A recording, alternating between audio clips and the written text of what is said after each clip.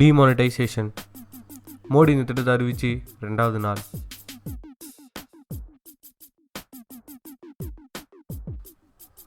என்னதான் பேர் புதுசாக இருந்தாலும் திட்டம் பழசு தான். பழசாக இருந்தாலும் ரொம்ப பவர்ஃபுல்.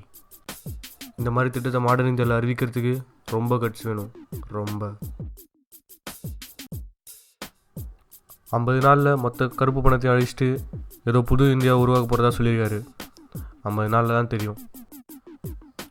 இது எதிர்கட்சி சொல்கிற மாதிரி மாடர்ன் கரப்ஷனா இல்லை உண்மையிலே நாட்டுக்கான விடிவு காலமா பொறுத்து இருந்து தான் பார்க்கணும். This is the year that will be remembered for demonetization. எப்படா வீட்டு வாடகை கொடுக்குறது? சாப்பிட்றதே வழி இல்லையா, வீட்டு வாடகை பற்றிலாம் யாரா யோசிக்குது? இங்கேருந்து வேலைக்கு வரேன், எங்கள் அக்கா வீட்டுக்கு போகிறேன்டா நான். நீ கிளம்புறியா? அப்போ நானும் கிளம்புறேன். என்னடா நீங்கள் 2 பேரும் கிளம்புறீங்களா? அப்போ நான் என்னடா பண்ணுறது? உனக்கு என்னடா அதே ஏடிஎம் திறந்துடுறாங்களே? ஆமாடா, 2 நாள் ஓடுனது ரொம்ப கஷ்டமாயிடுச்சு. முதல்ல போய் ஏடிஎம்மில் காசு தந்துடணும்.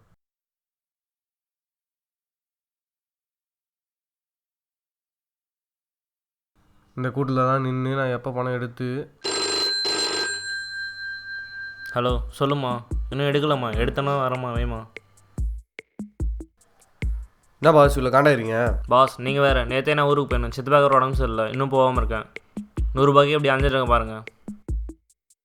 பாஸ் 7 வருஷம் சுதந்திர எடுக்கப்பட்ட மிகப்பெரிய முடிவு பாஸ் இது. மற்ற கட்சியில் இதை பற்றி யோசிச்சிருக்கணும் மாட்டாங்க. சரியான நெட் தேடி பாஸ். நீங்கள் வேறு. இந்தியாவில் மொத்தம் 20% தான் பிளாக் பண்ணி வச்சுருக்காங்க. மீதி 80% நம்மளும் மிடில் கிளாஸ் தான். நம்ம தான் இப்படி அலைஞ்சிட்ருக்கோம் தேவையில்லாமல். நீங்கள் வேறு பாஸ். நாட்டில் மட்டும் 120 கோடி மக்கள் இருக்காங்க. எந்த திட்டம்னு பார்த்தாலும் அதில் ஒரு சில ட்ராபாக்ஸ் இருக்கு தான் செய்யும். அதெல்லாம் வேறு சும்மா இருங்க பாஸ். இங்கே பாருங்கள், இந்த லைனில் எவ்வளோ பேர் நிற்கிறோம். இந்த லைனில் ஏன் பிளாக் பண்ணி வச்சுக்கன்னு நினைக்கிறீங்க?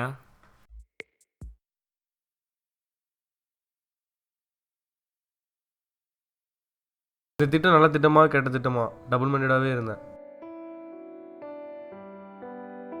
நமக்கே நிலம்னா நம்மளுக்கு கீழே இருக்கவங்களாம் ஒருவேளை இந்த திட்டம் சொதப்பல் தானோ?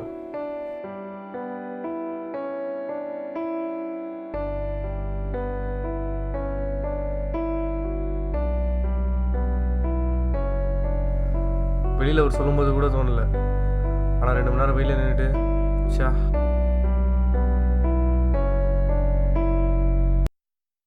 அடுத்த ஏடிஎம்க்கே வந்தாச்சு.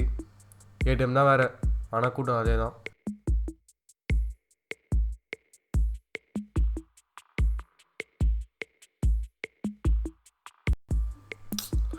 இந்த மாதிரி 4-5 கார்டு போட்டு விளையாடுங்க. நம்ம கையில் வர காசே சுத்தமாக இல்லை. என்ன பண்ணுறதுனே தெரில. சாவடிறானுங்களே.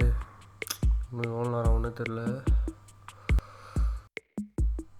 என்ன பாஸ், ஏன் என்னாச்சு? ஏன் அவ்வளோ டென்ஷனாக இருக்கீங்க? ஆமாம் பாஸ், காலை 2 மணி நேரம் ஒரு ஏடிஎம் நின்றுந்தேன் பாஸ். காசு இல்லைன்ட்டாங்க. மக்களை பற்றிலாம் நினைக்காம இவங்களே ஒரு முடிவு எடுத்துறாங்க பாஸ். அதான் அவங்களே சொல்லிட்டாங்களே பாஸ், நாட்டு மக்களோட துன்பத்துக்குலாம் வந்துடும்ட்டு. நீங்கள் ஏன் பாஸ் இவ்வளோ காண்டா வரீங்க? பாஸ் அரசியல் வேலை உண்மையாக பேசுகிறாங்க. அன்றைக்கி கூட பார்த்தீங்களா ஃபேஸ்புக்கில் ஏதோ எம்பியோட பொண்ணு 2000 நோட்டு வரதுக்கு முன்னாடி கட்டுக்கட்டாக எடுத்து ஃபோட்டோலாம் அனுப்பிச்சு. இதெல்லாம் என்னப்பா சொல்லுவீங்க? எஃபியில் போகிறது தான் ஃபேக்கு பாஸ். அதெல்லாம் பொருள். மக்களுக்கு ஆளுங்கட்சி எவ்வளோ நல்லது பண்ணாலும் அதை தப்பாக குறை சொல்லிகிட்டே தான் இருப்பாங்க. இதானே பாஸ் எதிர்கட்சியோட வேலையே. இதெல்லாம் பார்த்தா பாஸ் யாராச்சும் பணக்கார லைன்லன்னு பார்த்தீங்களா? எல்லாருமே மிடில் கிளாஸ் தான். நம்மளோட கீழே இருக்கும் பார்த்து நினச்சி பார்த்தீங்களா? எப்படி இருந்தாலும் எக்கனாமிக் இம்பேலன்ஸ் தான் பாஸ். அப்படிலாம் எதுவும் ஆகாது பாஸ். எப்படின்னு 2 மாதம் சரியாயிடும்.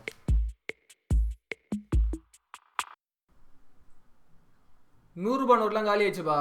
2000 நோட்டு மட்டும்தான் இருக்கு.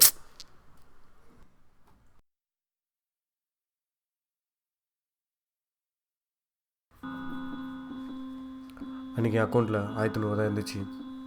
ஏடிஎம்மில் 2000 நோட்டு தான் வருதுன்னு சொல்லிட்டாங்க. அதனால் என்னால் பணம் எடுக்க முடியல.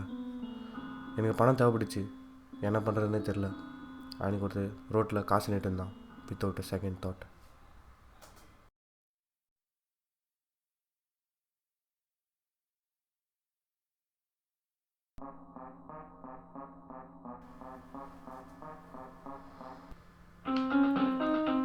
திருடலாம் நாம.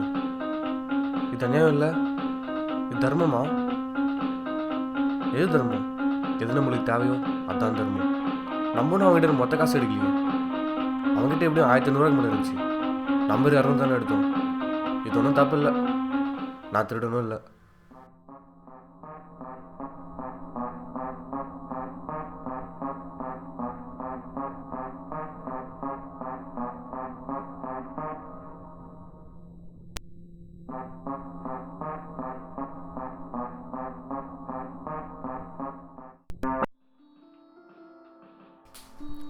ஹேமட்டமைசிஸ் due to over consumption of alcohol.